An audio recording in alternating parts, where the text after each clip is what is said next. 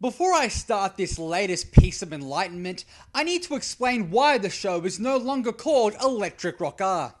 You see, my videos have achieved such acclaim that fellow pretentious asswipe Mr. Monty Scarlet has decided to let me post my videos on the Dead Horse Intercrap. Because of this, the show will now be called The Theology of Gaming. Since what Mein Führer wants, Mein Führer gets! But don't worry, intellectuals, I'm joining a site with the likes of Jordan Haas, owner of Occupied Road, who shares similar interests to me, such as black and white films, indie rock, and a hatred of all things mainstream. Also on the site is Rabid Tic Tac, a man who loves Marxism as much as I do. There's also some lazy fat Swede that no one cares about, just like the site itself, so I don't have to worry about becoming mainstream. Anyway, I hope this has cleared everything up. Enjoy the show. 4, 3, 2, 1.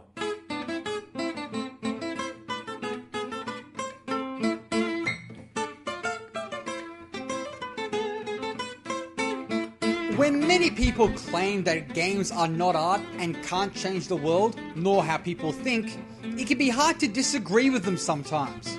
Music helped change the world in the 60s. Ancient artwork has helped us understand our glorious history. And Hollywood continues to pump out films with strong liberal themes to battle the evil conservative agenda. But if you were to try and pick out a game that has done something this revolutionary, you would be stumped. Well, you would be stumped. With more thorough research, you would have noticed that a little game out of Russia led to the collapse of communism and the Berlin Wall. I am of course talking about the greatest artistic achievement in gaming, Tetris. Now before you call me a conspiracy nut like that dreadful Glenn Beck, let me explain my theory with some facts and evidence like Michael Moore. The original game was made in Russia in 1984, yeah, even the year is ironic, in Moscow by Alexei Pajitnov, and quickly spread in popularity in his homeland. This made the fall of the Soviet Union much easier to deal with, since he needed to convince his people that the Berlin Wall was a travesty. Secondly, the game started getting popular in 1986 around the globe, with the PC version hitting first in Hungary. Hungary was where many East Germans snuck into West Germany, which further fueled the desire to unify the country. Around the time the game was getting popular, the Soviet Empire was weakening. By 1989, the game was released on the Game Boy and became a phenomenon, coinciding with the collapse of the Berlin Wall. The correlation is clear as day, yet again most of you are losers who stay in your basements, so you wouldn't know how clear the day is.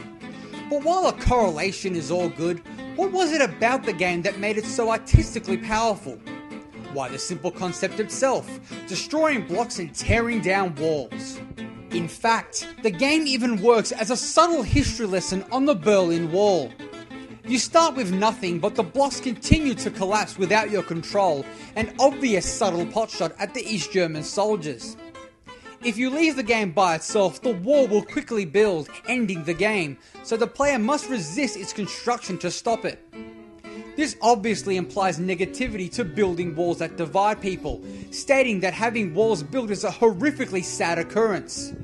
And just like in real life, no matter how much resistance people gave to the wall, it was still built, just like in the game.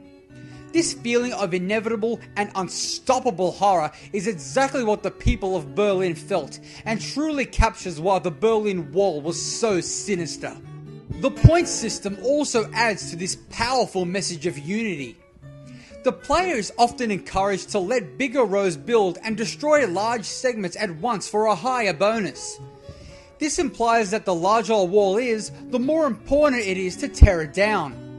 Since the Berlin Wall was gigantic, I have no doubt that this has heavy implications about the creators' feelings about the Berlin Wall.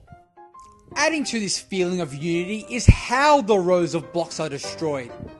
If you pay close attention to the original game, the blocks always have to be together in the same row. Even if only one is missing, the row will not be destroyed. This clearly states that for pure unity, everyone must come together and nobody should be left behind. Also, isn't it convenient that you are destroying blocks? After the fall of the Berlin Wall, there were no more blocks, whether they be Eastern or Western, or even literal blocks. What a marvelous piece of simple, subtle, yet brilliant poetry. Now, I can somewhat forgive you all for not understanding the feeling of unity, since not everyone is born intelligent like myself, but in order for this game to succeed in its ultimate goal, Alexei had to be subtle. The Russians wouldn't allow him to spread his powerful protest message willingly, so using the above techniques to convey his inspirational and compelling message was absolutely necessary. In conclusion, I would like to personally thank you, Alexei Pechitnov.